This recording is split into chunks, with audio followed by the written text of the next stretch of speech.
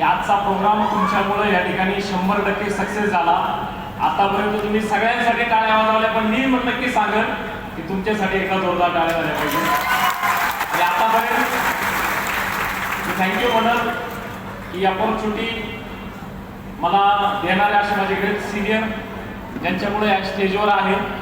मी WTC Datta Limbole सरांसाठी एकदा जोरदार टाळ्या मित्रांनो. आणि आज जी माझी टीम आहे ज्या टीममुळं हा मान सन्मान मला मिळू शकला. मी नक्कीच सांगेल मित्रांनो की हा MIचा स्टेज आहे. या MIच्या स्टेजवरती आतापर्यंत जे बोललोय ते 100% खरं झालं. Yes or no? Yes or no?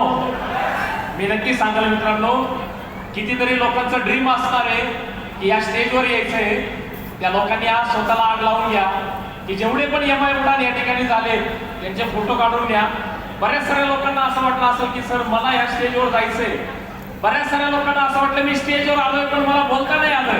तर त्या लोकांनी नक्कीच सांगितलं मित्रांनो, येणारे पुढचे 6 महिने फील्डमध्ये एवढं घुसून द्या ना स्वतःला की 6 महिन्यानंतर या स्क्रीनवर फक्त तुमचं एकट्याचं नाव आलं पाहिजे. त्यासाठी काम करा. मी थँक्यू म्हणत आपल्या सर्वांचे रोल मॉडेल की ज्यांच्यामुळं एवढा मोठा प्रोग्राम या ठिकाणी अरेंज झाला. आपल्या सर्वांचे महागुरु किशोर अरे सरांसाठी मित्रांनो एकच झालं मनापासून जोरदार टाळ्या. आपले सगळे मॅनेजमेंट.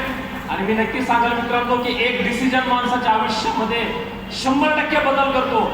मी पण 10 वर्षांपूर्वी पेट्रोल पंपावरती काम करत असताना हा बिझनेस बघितला.